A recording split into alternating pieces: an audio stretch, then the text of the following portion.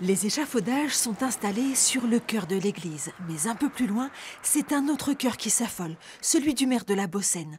Au printemps dernier, le projet de rénovation de l'église avait été retenu pour le loto du patrimoine. Sur 2000 candidats, il faisait partie des 260 sélectionnés.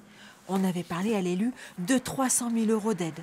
Mais il y a quelques jours, un courrier est arrivé et c'est la douche glacée. Je lis, j'ai lu plusieurs fois d'ailleurs, dès maintenant, la Fondation du patrimoine est en mesure de vous apporter une aide de 59 000 € correspondant à 20% de vos besoins en financement exprimés.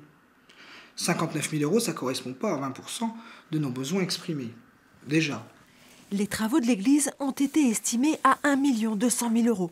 Le maire ne comprend ni les calculs de la Fondation du patrimoine, ni ses choix. Le loto aurait rapporté 51 millions d'euros. 51 millions récoltés, 260 projets. Un rapide calcul, ça représente 160 000 € à peu près par dossier. Moi, j'ai que 59 000. Qui a la différence ?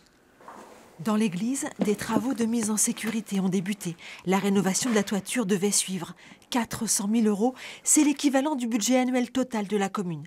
Le maire ne sait plus à quel saint se vouer. Faut-il continuer ou tout arrêter ? Quand soudain, dans sa poche...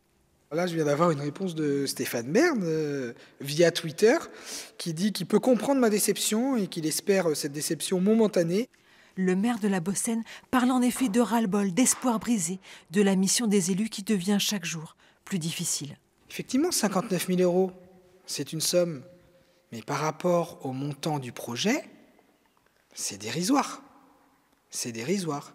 Et c'est ça qui ne me convient pas. L'élu veut donc se battre pour trouver des fonds, sauver l'église et faire taire cet affreux dicton qui affirme que les promesses n'engagent que ceux qui y croient.